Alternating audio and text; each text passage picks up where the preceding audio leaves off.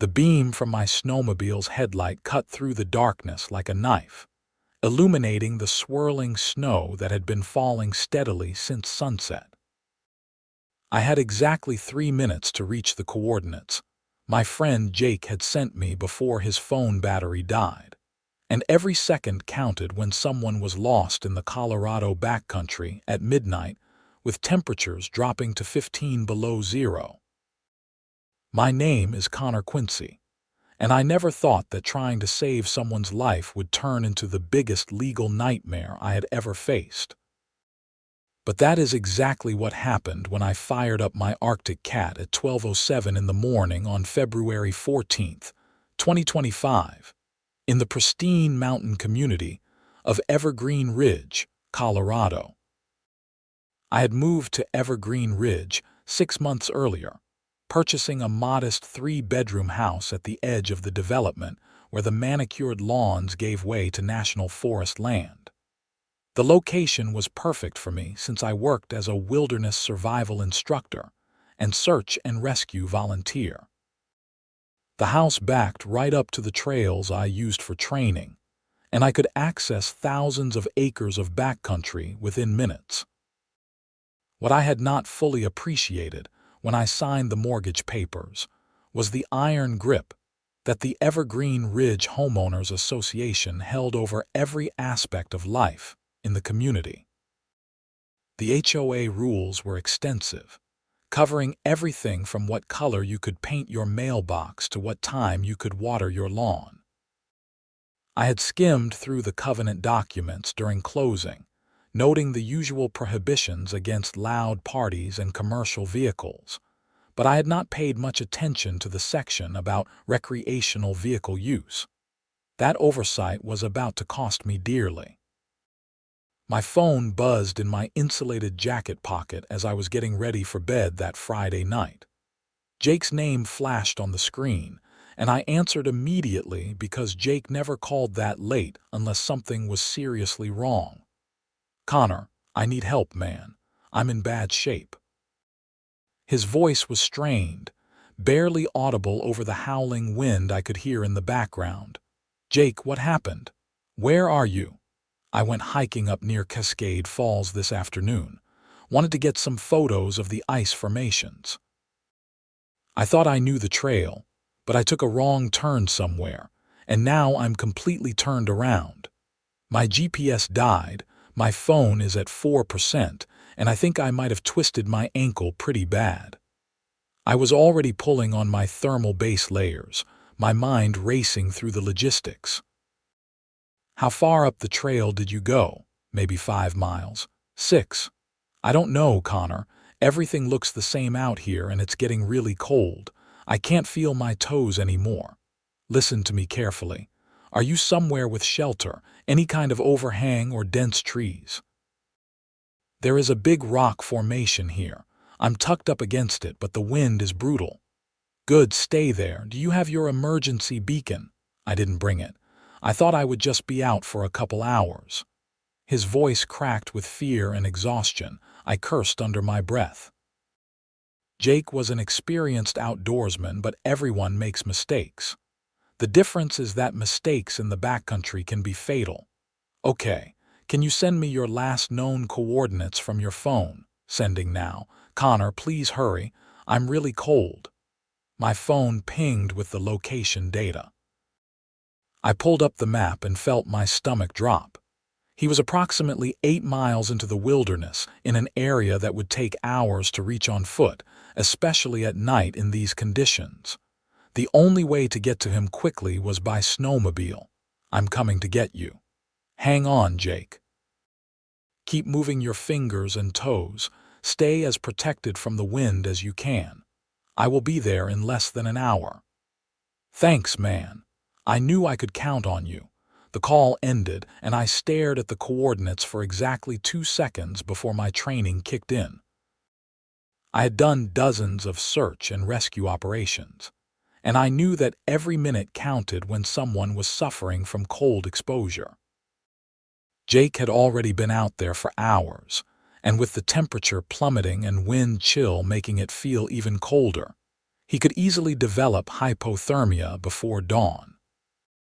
I grabbed my rescue pack, which I always kept stocked with emergency supplies including a thermal blanket, hand warmers, first aid kit, and high-calorie energy bars.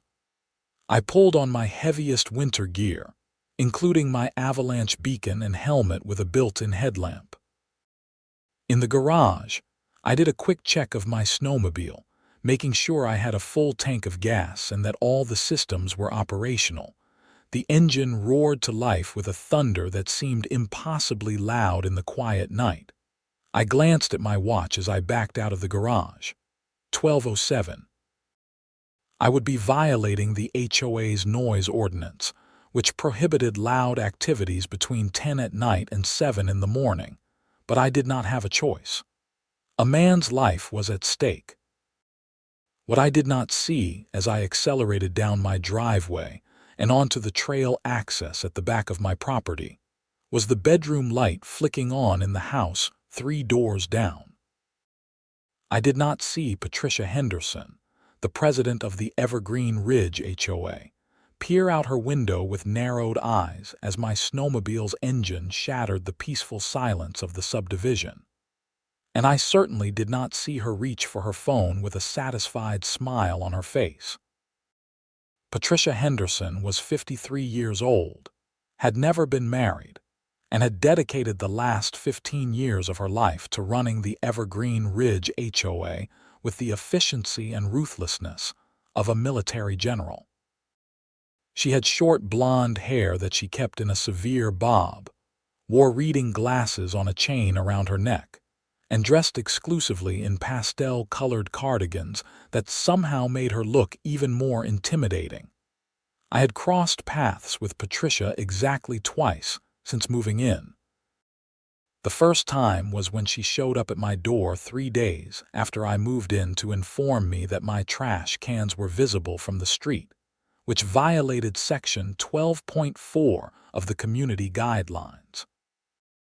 The second time was when she left a formal written notice on my doorstep, because I had hung a small American flag on my porch without submitting the proper paperwork for exterior decorations. Both times, I had bitten my tongue and complied with her demands because I did not want conflict with my neighbors. I was new to the community, and I figured it was easier to follow the rules than to fight over minor issues. But tonight was different. Tonight, following the rules would mean letting my friend die.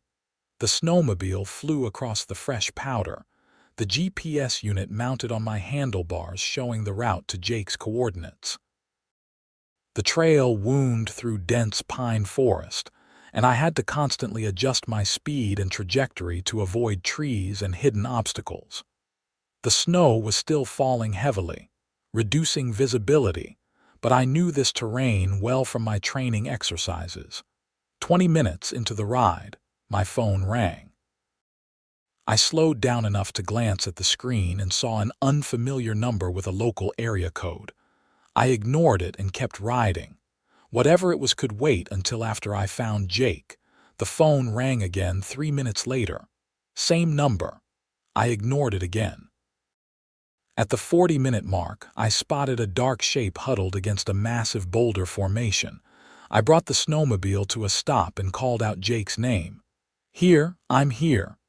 His voice was weak but audible. I dismounted and ran over to where he was sheltering. Jake looked terrible. His lips had a bluish tinge and he was shivering uncontrollably. I immediately wrapped him in the thermal emergency blanket and activated several chemical hand warmers, placing them against his core and in his boots. "How are you doing? Can you move your fingers and toes?" "Barely." "Everything hurts. I'm so cold, Connor." "I know, buddy. We are going to get you out of here. Can you stand?" With my help, Jake managed to get to his feet, though he winced badly when he put weight on his left ankle. I could see it was swollen even through his boot. Not broken, I assessed, but definitely a bad sprain. "We are going to take this slow. I need to get you on the snowmobile and then we are going straight to the hospital." "I don't know if I can ride behind you. My ankle is killing me." You do not have a choice. It is either a bumpy ride for 30 minutes or you freeze to death out here. Which one sounds better? Despite his condition, Jake managed a weak laugh. When you put it that way, getting him situated on the snowmobile took longer than I would have liked. I had to secure him carefully to make sure he would not fall off, and I gave him more hand warmers to hold. By the time we were ready to head back, it was almost 1 in the morning. The return trip was slower and more cautious because I had to account for Jake's injured ankle and his weakened condition. I stopped twice to check on him and make sure he was staying conscious. The last thing I needed was for him to pass out and fall off the back of the snowmobile. We finally emerged from the trails behind my house at 1:43 in the morning.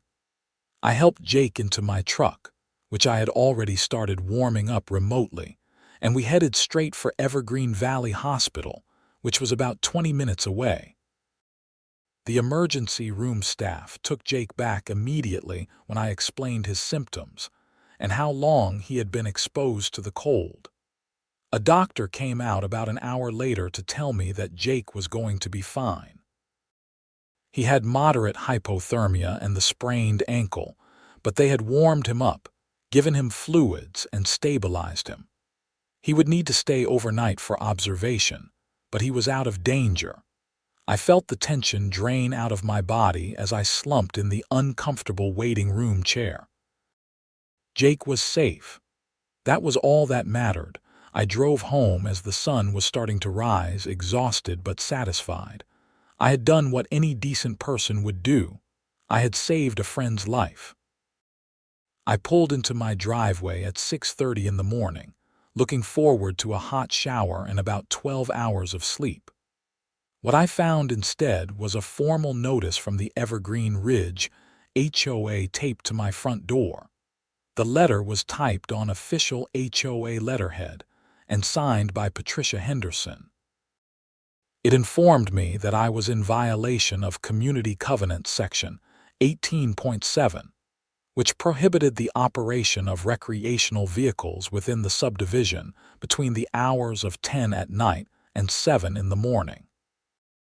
It also cited me for violating the noise ordinance and creating a disturbance that affected the peaceful enjoyment of the community by other residents. The letter went on to inform me that I was being fined $500 for the first offense, and that any future violations would result in escalating fines and possible legal action. There was also a note at the bottom, handwritten in purple ink, that said I was required to attend a disciplinary hearing before the HOA board on the following Wednesday evening at 7. I stared at the letter in disbelief. I had just saved someone's life, and the HOA was fining me for making too much noise. I crumpled up the letter and tossed it in the trash, too tired to deal with it right then. I would handle Patricia Henderson and her ridiculous rules after I got some sleep. What I did not know was that Patricia had not just sent me a letter. She had also called the police. At 12:15 on the night of my rescue mission, Patricia had dialed 911 to report a noise disturbance. When the dispatcher asked about the nature of the emergency, Patricia had insisted that someone was illegally operating a snowmobile through the subdivision in the middle of the night, and she demanded that police respond immediately. The dispatcher, to her credit, had tried to explain that a snowmobile noise complaint was not exactly an emergency that required immediate police response. Patricia had not accepted that answer. She had demanded to speak to a supervisor and had made it clear that she was a tax-paying citizen who deserved protection from criminals who violated community standards. Eventually, a patrol officer had been dispatched to the area. Officer Michael Rodriguez had been working the night shift for the Evergreen County Sheriff's Department for 6 years, and he had dealt with Patricia Henderson before. She was notorious among local law enforcement for making frequent complaints about minor issues. From teenagers skateboarding in the community park to neighbors whose grass was half an inch too tall. Officer Rodriguez had arrived at the subdivision around 12:45 and had driven slowly through the streets, looking for any sign of a snowmobile. He had not seen anything unusual. The streets were quiet, covered in fresh snow, and the only tracks he saw were from his own patrol vehicle. He had stopped at Patricia's house to take her statement.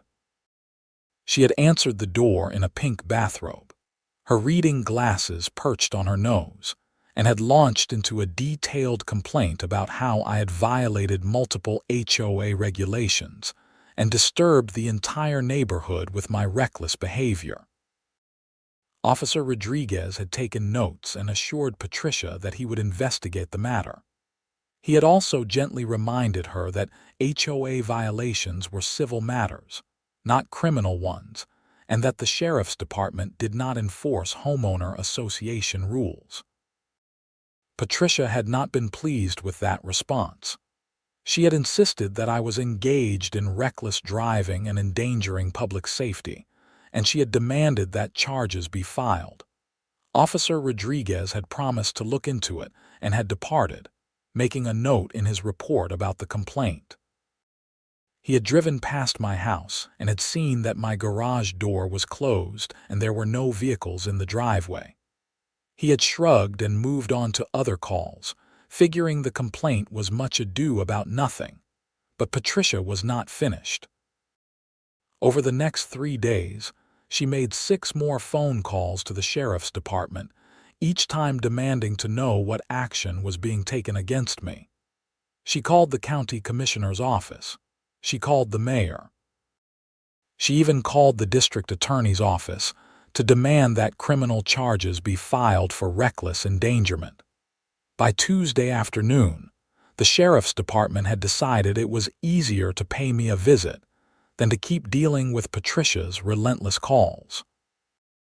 I was in my home office, catching up on paperwork for my wilderness survival classes, when there was a firm knock on my door. I opened it to find Officer Rodriguez standing on my porch, looking apologetic.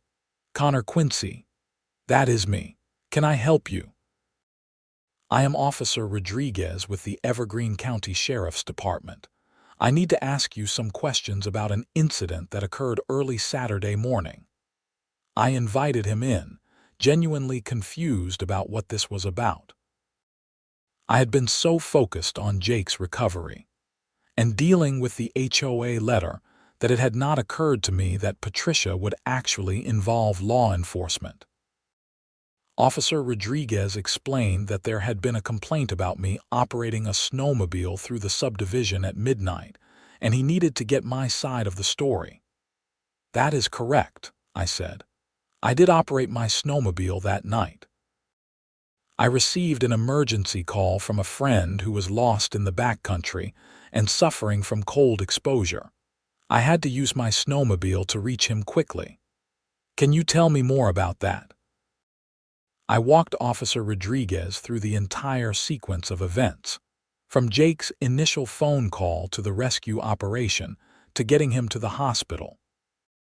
I showed him the text messages with Jake's coordinates, the hospital discharge paperwork that I had picked up when I visited Jake the next day, and even photos from my snowmobile's GPS showing the route I had taken. Officer Rodriguez listened carefully, taking notes. When I finished, he nodded slowly. "Mr. Quincy, I appreciate you being so forthcoming. From what you have told me and shown me, it is clear that you were engaged in a legitimate rescue operation, not joyriding or causing a disturbance. I do not see any basis for criminal charges here." "So that is it. I am not in trouble, not with us. However, I have to tell you that the complainant, Miss Henderson, has been extremely persistent about this matter. She is claiming that you violated multiple HOA rules and that you endangered public safety. While the sheriff's department is not going to pursue this, you may still have issues with your homeowner association." I groaned. "Yeah, I already got a letter from them, $500 fine and a disciplinary hearing. Officer Rodriguez gave me a sympathetic look. HOA disputes are civil matters, so there is not much we can do. My advice would be to attend the hearing and explain what happened. Bring all your documentation. If they are reasonable people, they will understand. Have you met Patricia Henderson? He laughed. Fair point. Good luck, Mr. Quincy. After Officer Rodriguez left, I sat down and really read through the HOA letter for the first time. The hearing was scheduled for Wednesday at 7, which gave me less than 24 hours to prepare. I started gathering documentation, including the hospital records, Jake's statement about the rescue, photos of the route, and a detailed timeline of events. I also did something I probably should have done 6 months earlier. I actually read through the entire HOA covenant document, all 87 pages of it. What I discovered made my blood boil. Section 18.7, which Patricia had cited in her letter, did indeed prohibit recreational vehicle use during nighttime hours. However, Section 23.2 provided an explicit exception for emergency situations. It stated that any resident could take necessary actions during emergency situations without penalty, provided that they could demonstrate that the situation constituted a genuine emergency. I had Patricia dead to rights. Jake's rescue was absolutely an emergency, and I had extensive documentation to prove it. I walked into the Evergreen Ridge Community Center on Wednesday evening feeling confident. I had my laptop, a folder full of printed documentation, and Jake himself, who had insisted on coming to support me despite still limping on his injured ankle. The community center meeting room was set up like a courtroom, with a long table at the front where the 5 HOA board members sat. Patricia Henderson occupied the center position, naturally.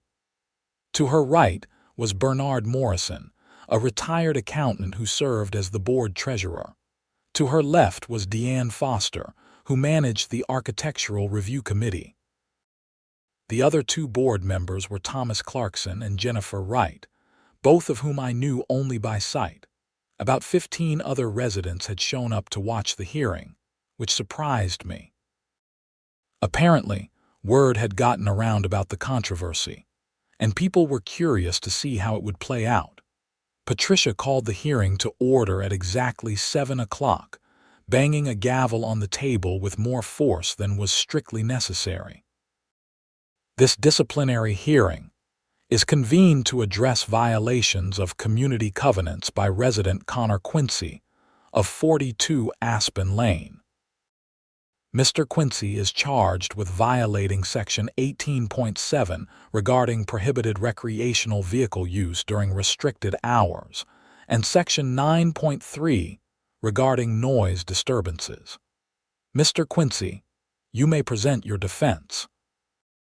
I stood up and connected my laptop to the projector at the front of the room. Thank you. I would like to start by showing exactly what happened on the night in question. I walked through the entire timeline, showing Jake's text messages, the GPS coordinates, photos of Jake at the hospital, and the doctor's statement that Jake had been suffering from moderate hypothermia and could have died without prompt medical intervention. The facts are clear, I said. This was a legitimate emergency situation. My friend's life was in danger, and I took the only action available to reach him in time. Section 23.2 of the Community Covenants explicitly provides an exception for emergency situations, which this absolutely was. I thought my presentation had been pretty compelling. Several of the other board members were nodding along, and I could see some of the watching residents murmuring in agreement. Patricia, however, looked unmoved. Mr. Quincy, while I appreciate your detailed presentation, I have several concerns. First, You did not notify the HOA of your intention to operate your snowmobile through the community. Second, you did not contact the proper authorities to handle this rescue. That is what emergency services are for. I stared at her in disbelief.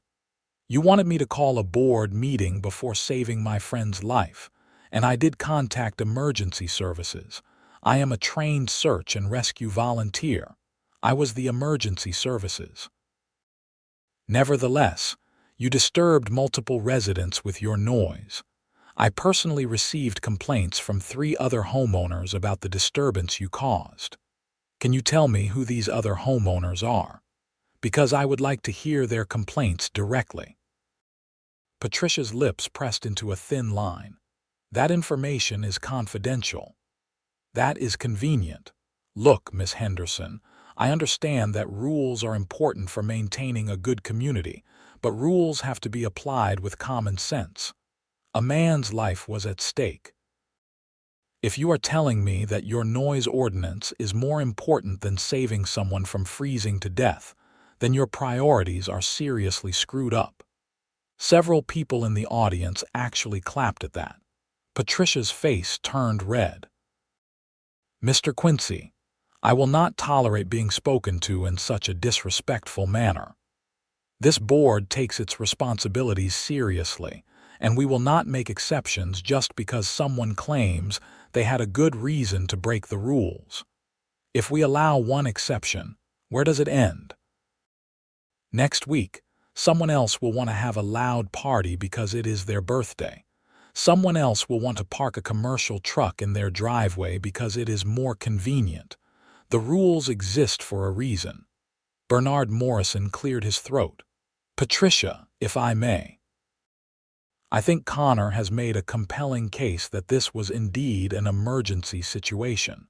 Section 23.2 does provide for exceptions, and saving a life certainly qualifies.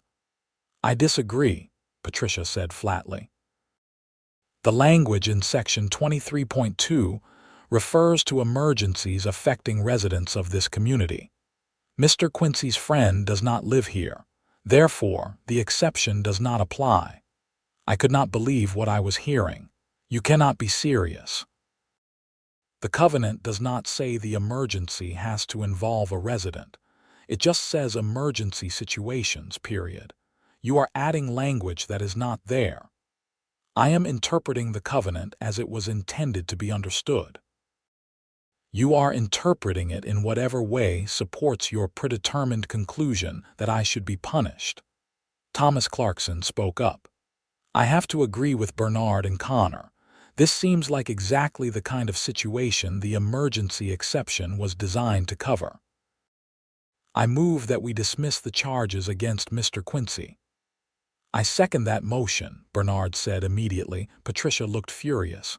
Very well. All in favor of dismissing the charges. 3 hands went up. Bernard, Thomas, and Deanne. Opposed. Patricia and Jennifer raised their hands. The motion carries. The charges are dismissed. Patricia sounded like each word was being physically extracted from her mouth. However, Mr. Quincy, let me be clear. This board will be watching your activities very closely. Any future violations will be dealt with swiftly and without leniency. This hearing is adjourned. She banged the gavel hard enough that I was surprised it did not crack the table. Jake and I left the community center feeling vindicated but uneasy. I had won this battle, but I had a feeling the war was far from over. Man, that lady really has it out for you, Jake said as we walked to our vehicles. No kidding. I just do not understand people like that. How do you get so obsessed with rules that you lose sight of basic human decency? Power trip, probably. She has been running this HOA for 15 years. That is a long time to be in charge of something. It probably goes to her head. I drove home thinking about what Jake had said. He was probably right. Patricia had built her entire identity around being the HOA president, and anyone who challenged her authority was a threat to be eliminated. For the next 2 weeks, I kept my head down and followed every single HOA rule to the letter. I did not give Patricia any ammunition to use against me. My trash cans were always hidden from the street. My lawn was maintained to exact specifications. I did not park my truck in the driveway overnight, even though that meant shuffling vehicles around in my garage every evening. It was exhausting and ridiculous, but I figured if I could just avoid conflict for a while, eventually Patricia would move on to tormenting someone else. I was wrong. On a Tuesday afternoon in early March, I came home from teaching a wilderness survival course to find a notice posted on my door. This time, it was not from the HOA. It was from the Evergreen Ridge Architectural Review Committee, informing me that my home had been inspected and found to have several exterior violations that needed to be corrected within 30 days. The list was absurd. Apparently, my front door had the wrong shade of green paint. My porch light fixture was not an approved style. The stones in my flower bed were the wrong color, and my mailbox post had a minor crack that needed to be repaired or replaced. I walked around my property, examining each of the cited violations. The paint on my front door was the exact same shade that had been there when I bought the house. The porch light had been there when I moved in. The stones in the flower bed matched stones in several other yards in the neighborhood. And the crack in my mailbox post was barely visible, maybe a quarter-inch long. This was clearly retaliation for the snowmobile incident. Patricia was using her position on the Architectural Review Committee to harass me with petty violations. I took photos of everything and then walked 3 doors down to Patricia's house. I rang the doorbell and waited, trying to keep my temper under control. She opened the door wearing a lavender cardigan and a smile that did not reach her eyes. "Mr. Quincy, what can I do for you?" "Miss Henderson, I just received this notice from the Architectural Review Committee. I wanted to discuss these violations with you because I think there has been a mistake." "There is no mistake. Your property was inspected by the committee, and we found multiple issues that need to be addressed. The paint on my front door is the same paint that was there when I bought the house 6 months ago. Why is it suddenly a violation now? The approved colors change periodically. What was acceptable 6 months ago may not be acceptable now. You need to repaint your door in an approved shade. I can provide you with a list. And the porch light, not an approved fixture. It needs to be replaced. Miss Henderson, I think we both know what this is really about. You are mad that I won the hearing, so now you are making up violations to harass me." Her smile never wavered. "I assure you, Mr. Quincy, everything in that notice is a legitimate violation of our community standards. If you do not correct these issues within 30 days, you will be fined $100 per violation per week until they are resolved. Good evening." She closed the door in my face. I stood on her porch for a moment, fuming. Then I pulled out my phone and started taking photos of every house in the neighborhood. If Patricia was going to enforce petty rules against me, I was going to make sure she was enforcing them fairly across the entire community. What I discovered over the next 2 hours of walking around Evergreen Ridge was that at least a dozen other houses had the exact same violations that Patricia had cited me for. Several houses had porch lights that were identical to mine. Multiple mailboxes had cracks or damage worse than mine. And at least 5 houses had front doors painted in colors that were not on the approved list. I documented everything and sent a formal letter to the HOA board, pointing out the selective enforcement and demanding that my violations be dismissed. I also filed a formal complaint against Patricia for harassment and abuse of her position.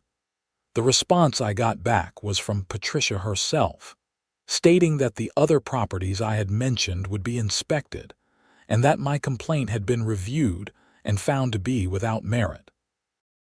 Over the next week, I watched to see if any of my neighbors received violation notices. Not a single one did. It was clear that Patricia had no intention of enforcing the rules fairly. She was targeting me specifically. I decided it was time to talk to a lawyer. The attorney I consulted, Margaret Reeves, specialized in HOA disputes. She listened to my story, reviewed all my documentation, and leaned back in her chair with a thoughtful expression.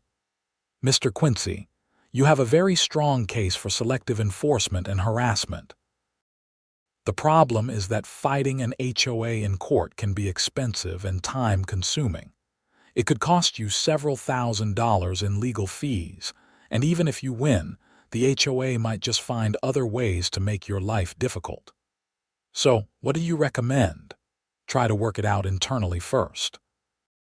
Go over Patricia's head. Contact the other board members directly. If that does not work, you could gather support from other homeowners and try to vote her out at the next election. That is usually more effective than going to court." I took her advice. I reached out to Bernard Morrison, the board treasurer, and requested a meeting.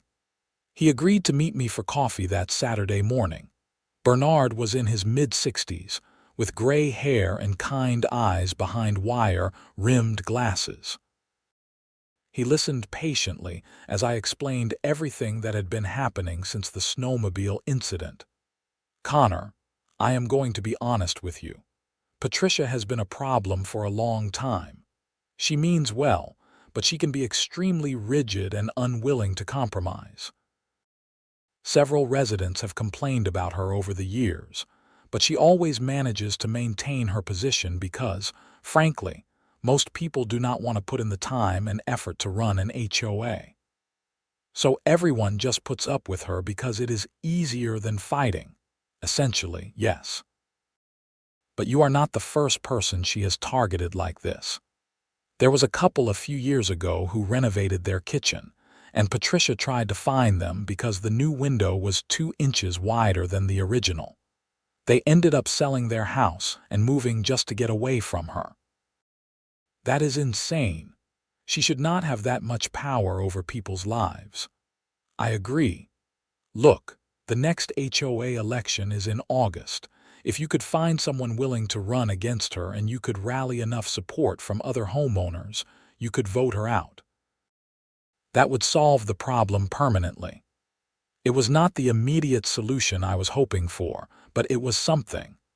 I spent the next few weeks quietly talking to neighbors, gauging who might be willing to support a challenge to Patricia's reign. What I found was that almost everyone had a Patricia story. She had fined one family for having a basketball hoop in their driveway. She had tried to ban another family's therapy dog because it was not on the approved breed list. She had forced a retired couple to dig up their entire garden because the vegetables they were growing were not approved landscaping. The more people I talked to, the more obvious it became that Patricia was not just strict, she was vindictive. She used the HOA rules as a weapon against anyone she did not like, and she interpreted those rules in whatever way gave her the most power. By mid-March, I had found someone willing to run against Patricia. Her name was Helen Cross, and she was a relatively new resident who worked as a civil engineer. Helen was smart, organized, and passionate about creating a more reasonable HOA that served homeowners instead of tormenting them. Helen and I started organizing a campaign, reaching out to residents and explaining why change was needed. We created a petition calling for fair and consistent enforcement of HOA rules. We held informal meetings at the community center to discuss reforms. Patricia, predictably, did not take this well.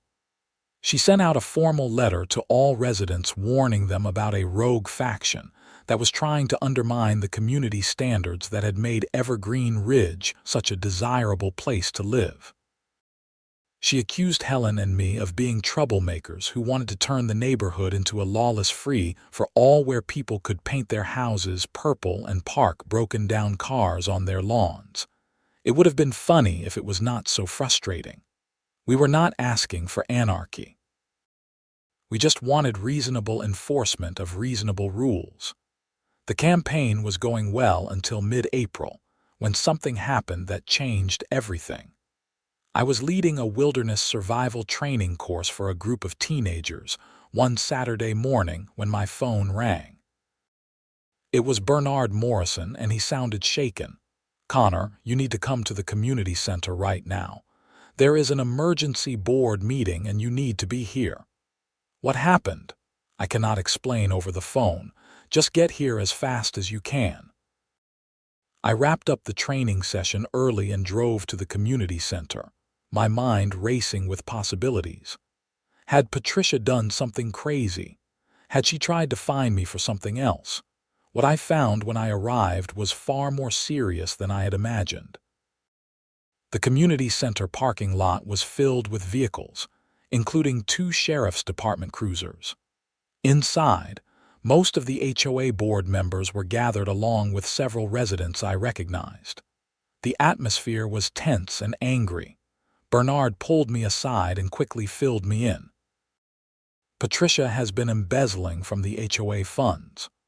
One of the board members, Jennifer Wright, noticed some irregularities in the financial statements and started investigating.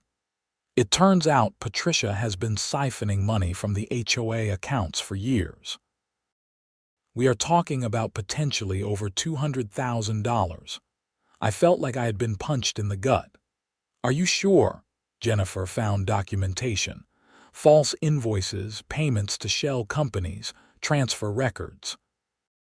"Patricia has been using HOA money to pay for her personal expenses, vacations, home renovations, you name it." "Does she know that you all know?" We confronted her about an hour ago.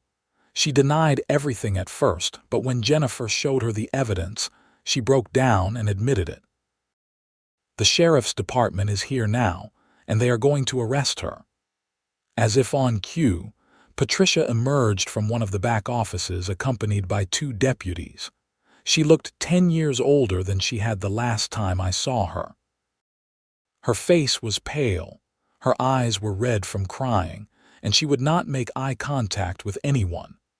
One of the deputies was reading her Miranda rights as they escorted her toward the exit.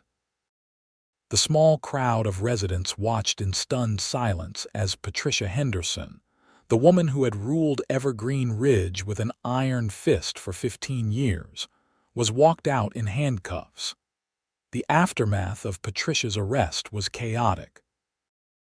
The HOA board had to bring in forensic accountants to trace all the missing money and determine the full extent of her embezzlement. It turned out Bernard's initial estimate was low. Over the course of 15 years, Patricia had stolen more than $300,000 from the HOA funds. She had been extremely clever about it, creating fake maintenance invoices and vendor payments that were just small enough not to raise immediate red flags.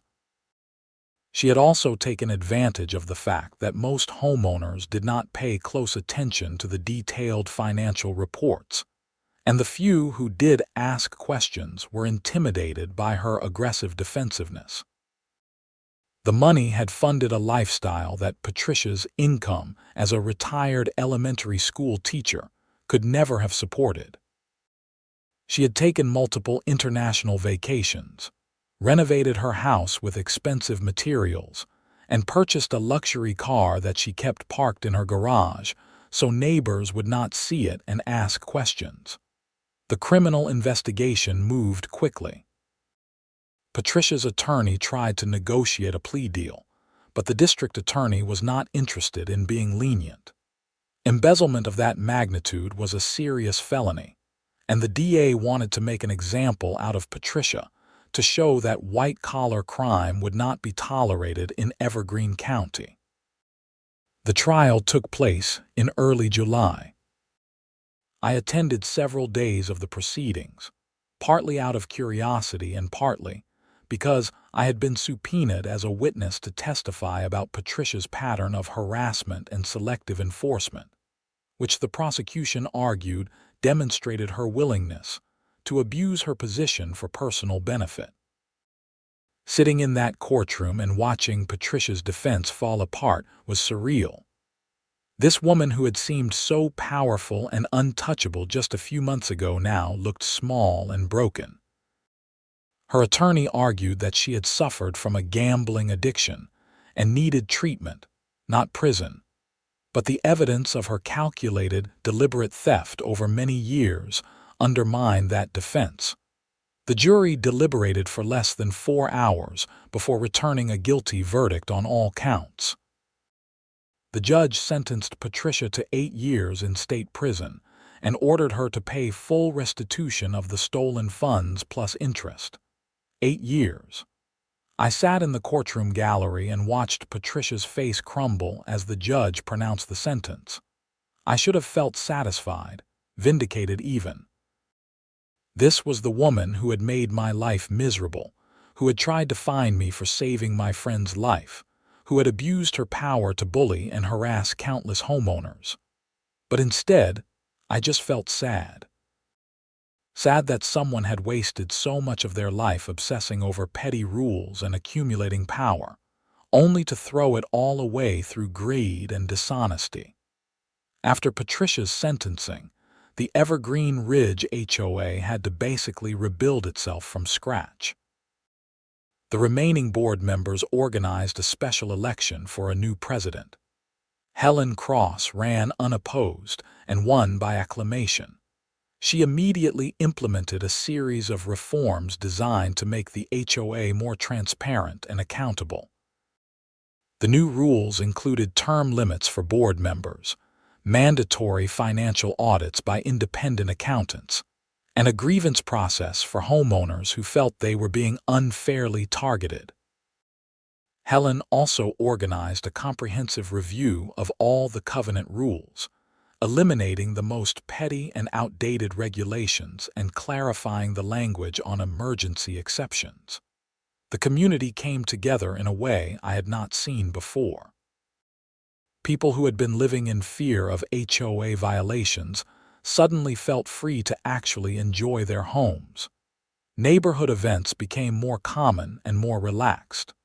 The whole atmosphere of Evergreen Ridge changed from anxious and restricted to friendly and welcoming. Jake made a full recovery from his ordeal in the backcountry. His sprained ankle healed, and he regained full feeling in his toes despite the frostbite concerns.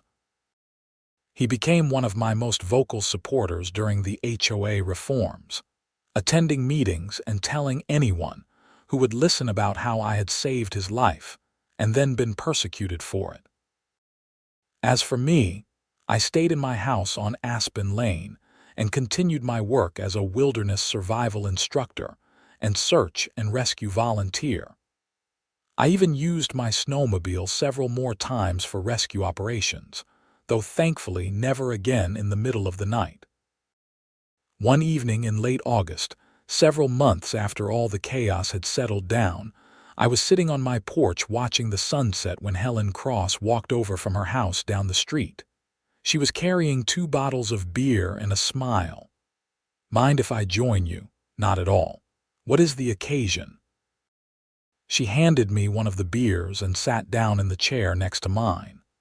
"I just wanted to thank you. If you had not stood up to Patricia over that snowmobile incident, we might never have started questioning her authority. And if we had not started questioning her authority, Jennifer might never have looked closely at those financial records. You started something that ended up saving this community a lot of money and a lot of misery. I was just trying to save my friend. I never intended to start a revolution." Sometimes revolutions start that way. Someone has to be willing to stand up and say that the emperor has no clothes, or in this case, that the HOA president is a tyrant. You did that.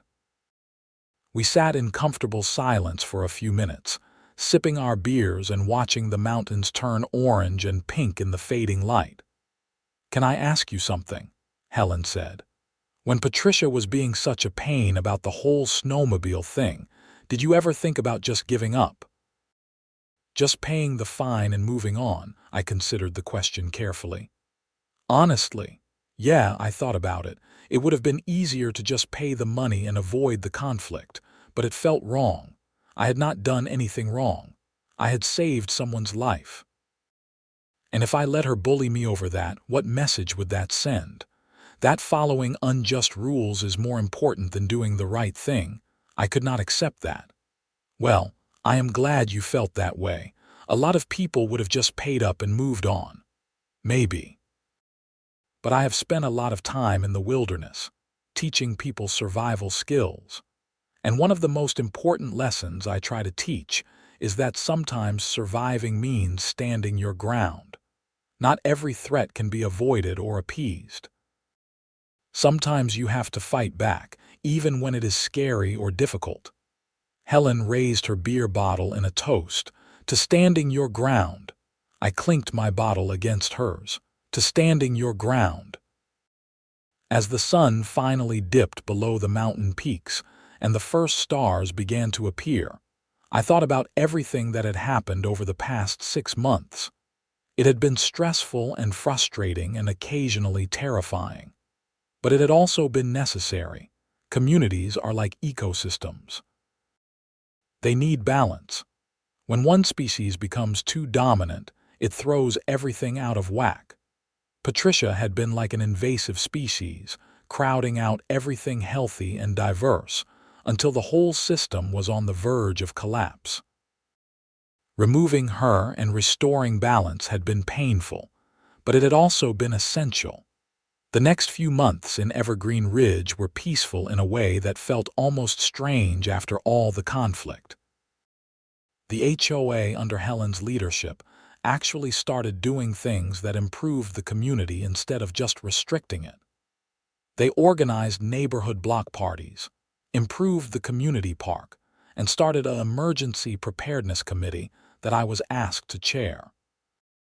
I threw myself into the emergency preparedness work, creating training programs for residents on wilderness safety, winter survival, and first aid. We put together supply caches at strategic locations around the community, established communication protocols for emergencies, and conducted regular drills. It was gratifying to see the community come together around something positive, instead of being divided by petty rules and authoritarian enforcement. People who had barely spoken to their neighbors before were now working together on projects, looking out for each other, building genuine connections. In October, we had our first real test of the new emergency preparedness systems. A fast-moving wildfire broke out in the national forest about 10 miles from Evergreen Ridge. The fire spread quickly due to high winds and dry conditions, and there was a real possibility that it could reach our community. The emergency alert went out at 3 in the afternoon on a Wednesday. I was teaching a class when my phone buzzed with the evacuation warning. I immediately dismissed my students and headed home to grab my emergency gear. The new HOA Emergency Committee kicked into action exactly as we had planned. Helen coordinated with local fire officials to get real-time updates on the fire's progression. Bernard organized an evacuation check of every house in the community to make sure no one was left behind, especially elderly residents who might need assistance. Other committee members activated our communication trees to make sure everyone received the warnings. I took on the role of coordinating with the evacuation shelter at the middle school in town, making sure they had accurate counts of how many people were coming and what special needs anyone might have. The evacuation went smoothly.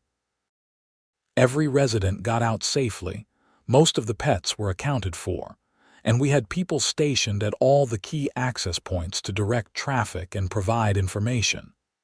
We spent a tense night at the evacuation center, watching news updates and waiting to hear if our homes would survive. The firefighters worked heroically, and by Thursday morning they had managed to get a containment line established that protected Evergreen Ridge.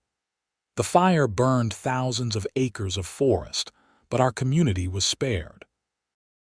When we were cleared to return home on Thursday afternoon, there was a palpable sense of relief and gratitude.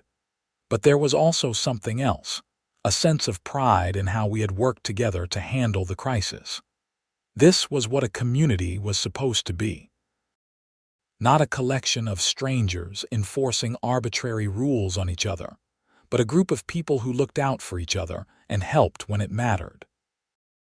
At the next HOA meeting, Helen proposed that we create a permanent recognition for Patricia Henderson's arrest and conviction, not as a celebration of her downfall, but as a reminder of what happens when power goes unchecked and when we prioritize rules over people. The proposal passed unanimously. We commissioned a small plaque that was installed at the community center. It read, "In communities, as in life, justice and compassion must balance order and rules. May we never forget that our laws serve humanity, not the other way around." I thought about that plaque a lot in the months that followed. It captured something important, something I had learned through this whole ordeal. Rules and order are necessary for society to function, but they are tools, not ends in themselves. When we forget that, when we start treating rules as more important than the people they are supposed to serve, we lose our way. Patricia had lost her way years ago, though I suspect she never realized it. In her mind, she was probably the hero of her own story, the dedicated public servant who maintained standards and protected property values. She could not see that she had become a tyrant, using her power to control and punish rather than to serve and protect. I wondered sometimes what Patricia's life would have been like if she had made different choices. If she had used her organizational skills and dedication to build up the community instead of tearing people down. If she had treated the HOA as a service organization instead of her personal fiefdom. If she had learned to bend instead of always demanding that others break. But those were roads not taken. And now Patricia was in prison, serving an 8-year sentence for her crimes.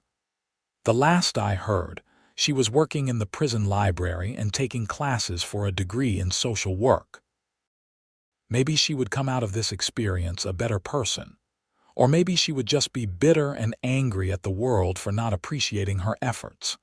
Time would tell. As for me, life in Evergreen Ridge settled into a comfortable rhythm. I continued my wilderness survival instruction work, took on more search and rescue operations as my reputation grew, and became an active member of the community in ways I had never imagined when I first moved in. Jake and I remained close friends. He was more careful about his backcountry adventures now, always bringing proper emergency equipment and filing trip plans with someone who knew where he would be. He joked that his misadventure had actually been worth it, because it had sparked the chain of events that freed Evergreen Ridge from Patricia's tyranny. In December, almost exactly a year after the midnight snowmobile rescue that had started everything, I got a call from the Colorado Search and Rescue Association. They wanted to present me with an award for my rescue of Jake and for my work in developing emergency preparedness programs in mountain communities. The ceremony was held at the state capitol in Denver.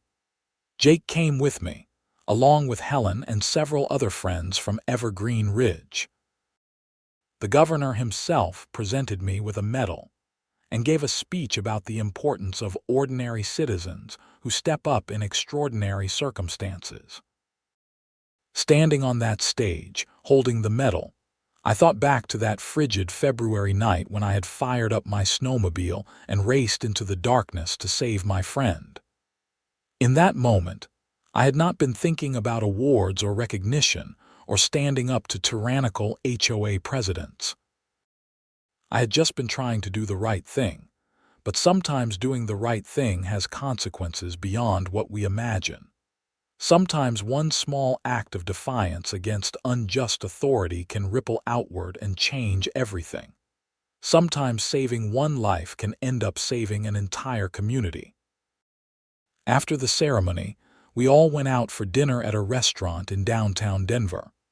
The conversation was loud and happy, full of laughter and stories and plans for the future. At one point, Helen raised her glass and proposed a toast.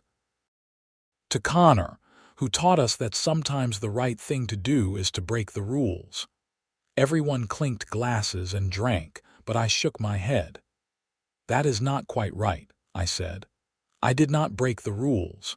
The HOA covenant had an emergency exception, and what I did absolutely qualified." The lesson is not that we should break rules. It is that we should think critically about rules and apply them fairly and reasonably.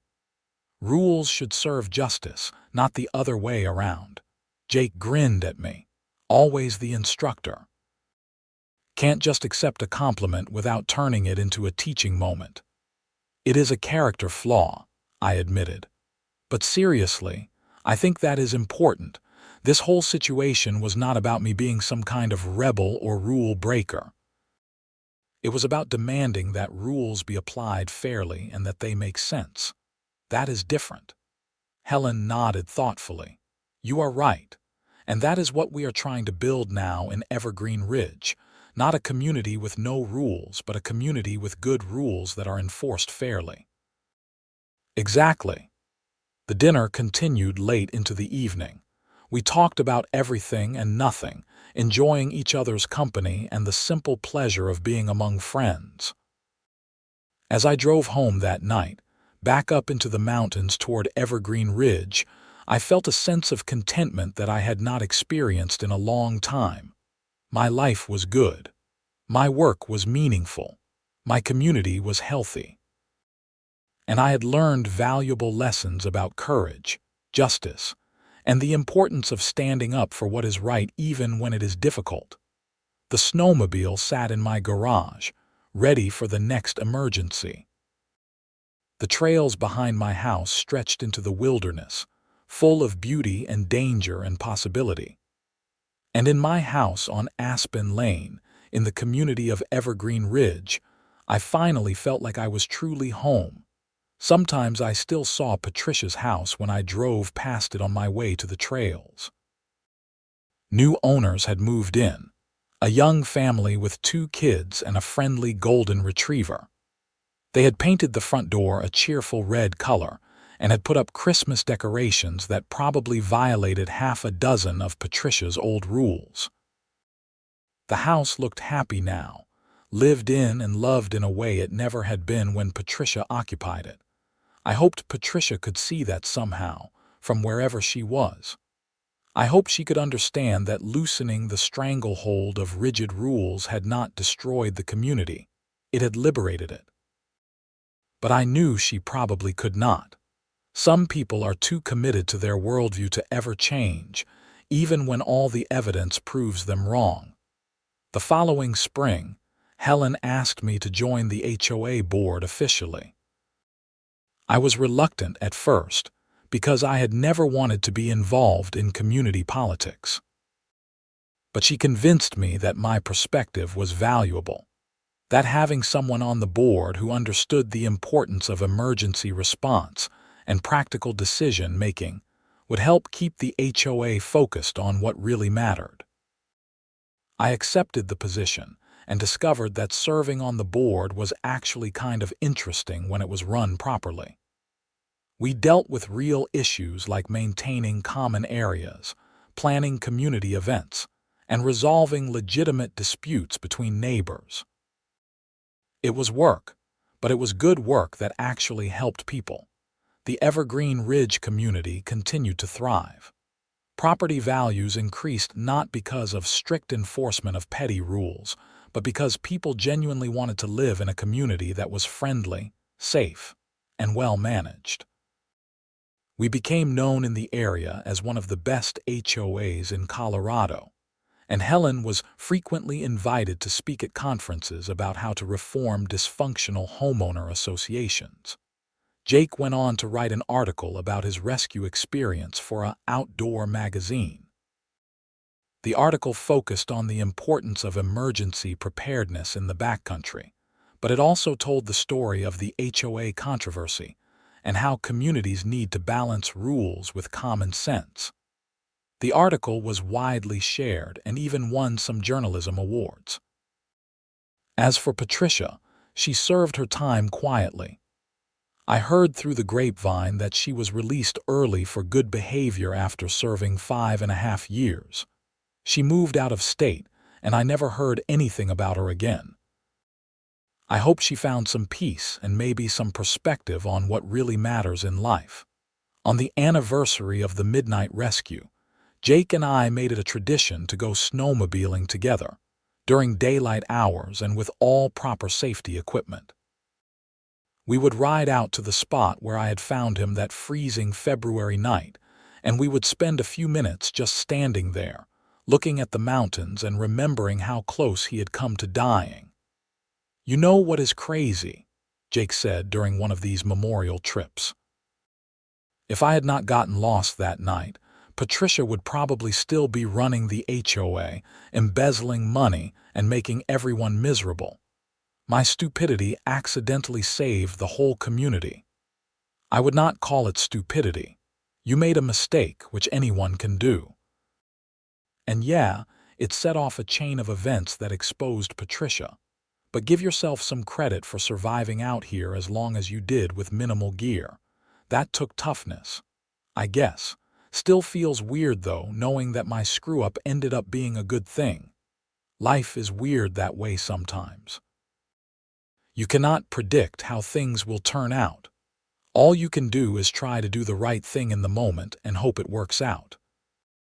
We mounted our snowmobiles and headed back toward Evergreen Ridge, racing each other down the trails like kids, laughing and enjoying the simple pleasure of being alive on a beautiful Colorado day. When we got back to the community, several neighbors were outside working in their yards or playing with their kids. People waved as we rode past.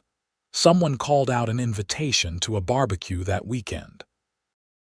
A couple walking their dog stopped to chat about the upcoming summer concert series that the HOA was planning. This was what community was supposed to feel like.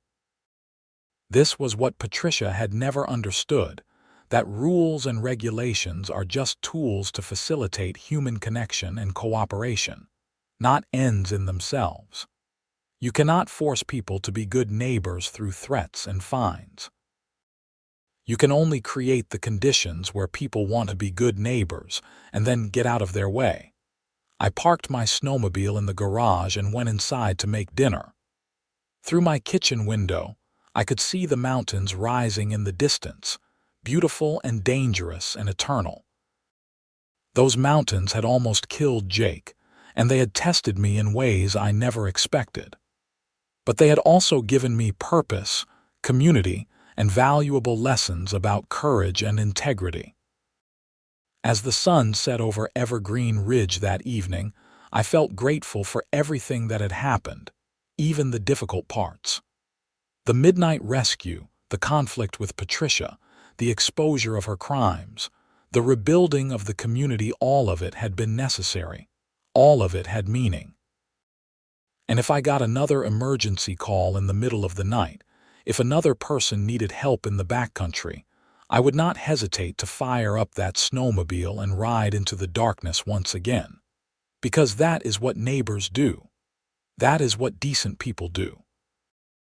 They help, regardless of the consequences, regardless of what some petty tyrant might say about noise ordinances and HOA rules. That is the lesson I learned from this whole experience, and it is a lesson I will carry with me for the rest of my life. Do the right thing, even when it is hard. Stand up to injustice, even when it is scary. Help people, even when it costs you something. And never, ever let arbitrary rules become more important than human life and dignity. The HOA of Evergreen Ridge learned that lesson too the hard way, but we learned it and we are better for it. Patricia Henderson is in prison, serving time for her crimes, and she will carry the consequences of her choices for the rest of her life. Meanwhile, the community she tried to control through fear and rigid enforcement has flourished in her absence. Justice, as it turns out, sometimes works exactly as it should. And that midnight snowmobile ride that sparked so much controversy ended up being the best thing I could have done, not just for Jake, but for an entire community that needed to be freed from tyranny disguised as order.